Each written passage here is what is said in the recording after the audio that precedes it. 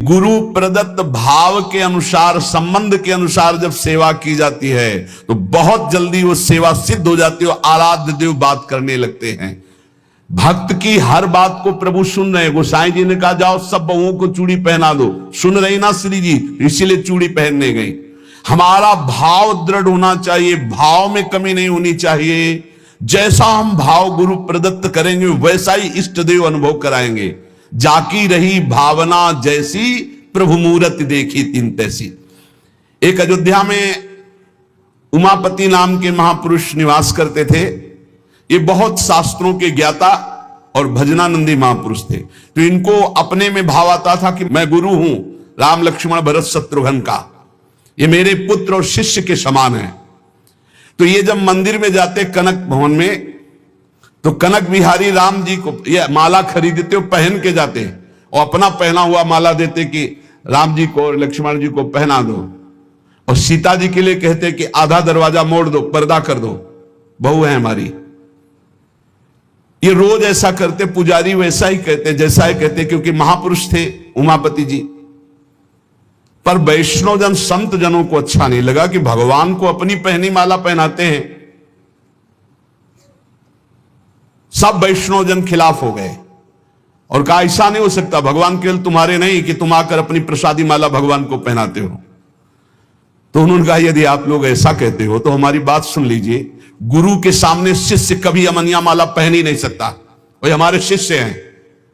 बोले हम तुम्हारी इन बातों को नहीं मानते भावुकता की, लेकिन कल से आप ठाकुर जी को अपनी प्रसादी माला नहीं पहनाएंगे। वो अमनिया माला लेके आए 10 और कहा लो पहनाओ। तो जो राम जी के गले में डालते टूट के गिर जाती, लक्ष्मण जी के गले में डालते टूट के गिर जाती। 10 माला पहना दी, वो सब टूट के गिर गई। सब संत और वैष्णव खड़े देखे, बोले देखा ये भला अमनिया पहन सकते हैं जब मैं इनका गुरु हूं। वशिष्ठ भाव से वो रहते। फिर उन्होंने माला मंगवाई और सामने माला पहनी और जे ही दी कि लो पहनाओ, वो माला टूटी रही, वो माला धारण हो गई।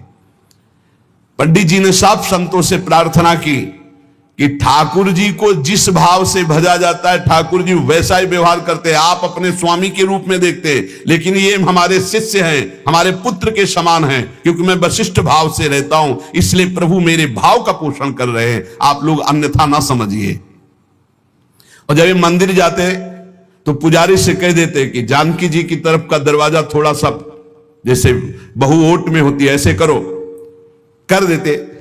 भावानुसार पुजारी जी जे ही देखते कि उमापति पंडित दर्शन करने आ रहे तो जानकी जी की तरफ दरवाजा कर देते या पर्दा कर देते। पुजारी जी विशेष सावधानी पूर्वक ऐसा करते। ये भी भक्तों को अच्छा नहीं लगा कि तुम ये अकेले थोड़ी दर्शन करते हो कि जानकी जी का, वो हमारी माता है, हमारे सर्वस्व हैं, आप ऐसा। तो एक दिन पर्दा नहीं किया। तो जे ही उमापति पंडित जी गए तो फटाक से आधा दरवाजा अपने आप बंद हो गया। सब आश्चर्यचकित हो गए, क्योंकि ऐसा कैसे। बस ये बात समझ लो, प्रभु भाव को बहुत पकड़ते हैं। भाव ही सबसे बड़ी वस्तु है। धड़ाक से दरवाजा बंद हो गया। पंडित जी ने पुजारी जी से कहा आप कभी चूक मत करना, जानकी जी हमारी बहू है, हमारे शिष्य की है, इसलिए वो कभी हमारे सामने ऐसे नहीं, पर्दा करके।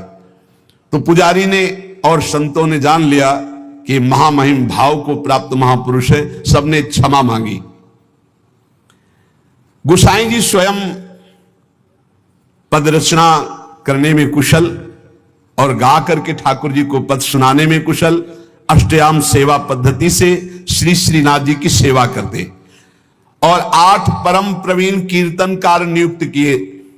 श्री सूरदास जी, श्री परमानंद दास जी, श्री कुंभन दास जी और श्री कृष्णदास जी, ये 4 महापुरुष श्रीमद वल्लभाचार्य जी महाप्रभु की कृपा पात्र थे। और श्री गोविंद दास जी, श्री चतुर्भुज दास जी, श्री छीत स्वामी जी और श्री नंददास जी, ये 4 महापुरुष श्री विठलनाथ गोसाई जी की कृपा पात्र थे। ये 8 महापुरुष 8 पहर की प्रिया प्रीतम की जो लीलाएं हैं वो गा गा कर श्रीनाथ जी के सामने सेवा पद्धति के अनुसार सुनाते थे। एक बार की बात है, किसी विठलनाथ जी श्री ठाकुर जी को भोग लगा रहे थे, तो भोग में एक तिनका देखा। बहुत दुख हुआ कि मेरे सुकुमार लाडले ठाकुर और उनके भोग में इतनी असावधानी बनाने वाले तिनका बहुत सावधान रहना चाहिए। ठाकुर जी का जब भोग बनाए तो बोलचाल में भी सावधानी रखे, कहीं थूक की छिट्टी ना चली जाए मुख में, ऐसा होता है। तो अगर कभी बात करनी हो तो रसोई से ऐसे करके बात करे, वैसे तो बात कम ही करे, मौन धारण करके बनाए।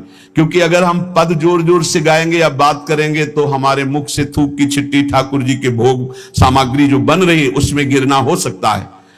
कितनी सावधानी महापुरुषों के चरित्र से हमें प्राप्त होती। तिनका को देख करके बहुत दुखी हुए और कहा कि आज हम हैं, तब हमारे ठाकुर जी के भोग में तिनका निकला और कल हमारा शरीर छूट जाएगा तो तुम लोग कैसे हमारे ठाकुर जी की सेवा करोगे। तो मैं आज ही संन्यास धारण करूंगा और विचरण करूंगा।